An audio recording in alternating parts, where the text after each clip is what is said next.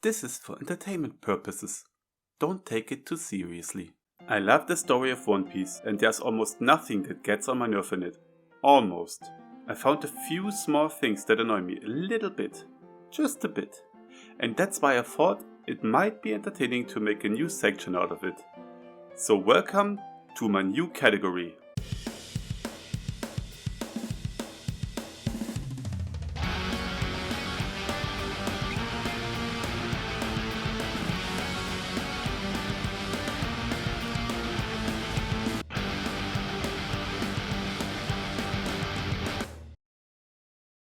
I really love my subscribers. You guys are the best. You give this old man a reason to go on. I love the way you all support me at all times. Ah, that's so nice. The last video of this format did so well too.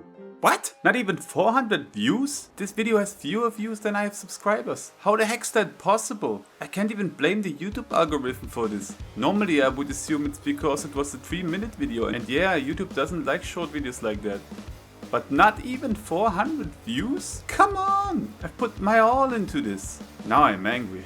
I'm just gonna rant even more about something else, and today I am not alone. Two of my fellow colleagues will join me on the MS Hatred. On board with me today are my friends Andi from his channel Star Knight Trixier and TJ from his channel The Little Garden. Check out their stuff too, links can be found in the description. Andy, why don't you start? I want to talk about the Straw Hats pre-time skip. They were like my best friends when I was in school. I would go to the library during lunch to watch the anime. I remember walking to my grandma's house after school so I could watch the Water 7 arc. I have so many great memories of the crew. When the friends I had from school weren't there, the Straw Hats were there. The synergy and comedy between the crew was gold during the pre-time skip. I loved the scenes on the Going Merry. It's like I was there with them. The early days of One Piece hit me with a strong blast of nostalgia. I can go back and watch the older episodes and they feel so raw. I can go back to pre-time skip and find new things that are foreshadowed to the current story. I also tend to go back to the pre-time skip more than the post-time skip. Even the pacing in the pre-time skip anime feels faster versus post-time skip. The pre-time skip really gave the sense of adventure. You really did not know what island the Straw Hats would end up on next. All the mystery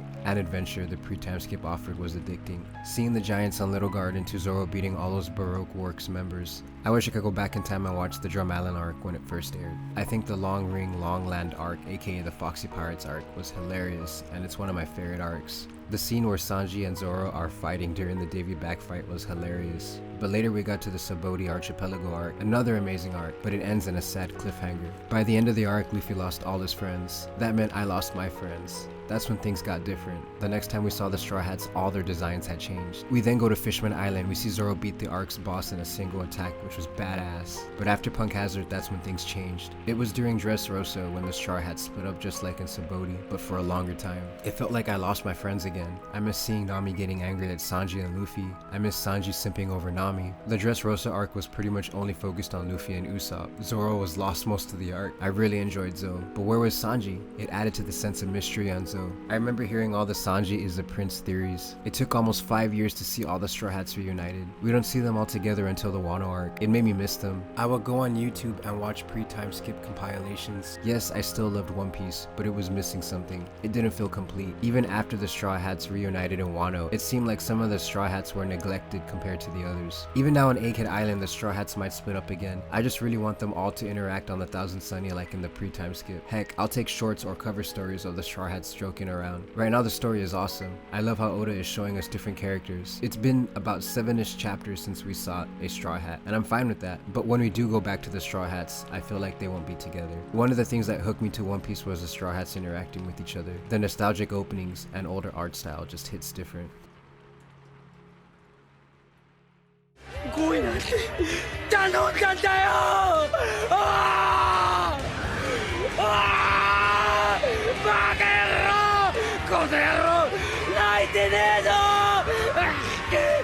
Talking about the openings, what's wrong with anime openings? I mean, what's wrong with One Piece openings in particular? What do I mean? Well, why the frick are there spoilers in almost every single One Piece opening? What's that about? Let's start with opening 1. Yo, why can I already see every single character that's gonna join the crew? Zoro, Usopp, Nami, Sanji, all there. Everyone who watches the anime only will already know who's gonna join the crew when they see them appear in the series. I can also see the Merry. What the fuck? They ain't gonna get that ship before Syrup Village. And the Sea Kings too? Come on, man. What the heck? Is Nami drunk? There are so many spoilers in this intro. Holy shit. opening 3, is that Robin? She was still an enemy at this point. Man, when my friends and I saw this as children, we were like, oh look, Miss All Sunday is gonna join the crew. Why spoil this turn of events? The funny thing is that opening 3 actually is the first complete spoiler-free opening. Well, it would be if not for that huge spoiler. My god. Bon Voyage, which is number 4, is the prime example of a good opening. There's not a single spoiler in it. Opening 5 is starting out really good, but then proceeds to spoil very important stuff like Usopp fighting against Luffy. Ah!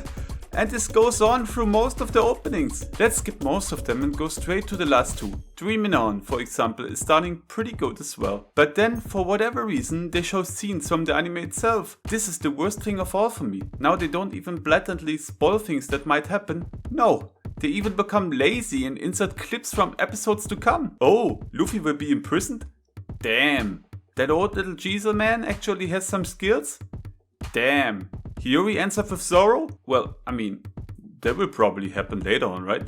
Damn! And now, to the currently running opening. Paint. They even put false spoilers in it. What the hell? How is that skull on Onigashima moving like that?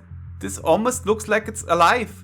If you take a closer look, it even looks fleshy. Wait a second, is that actually the mother of all spoilers? Is that something that we haven't even seen happening in the manga yet? What the actual fuck? Alright, please don't misunderstand me. I genuinely enjoy the intros and the accompanying music. However, is it too much to ask for them to avoid spoiling anything? We need more intros like Bon Voyage. Seriously, I was watching the series with my girlfriend who hadn't read the manga yet.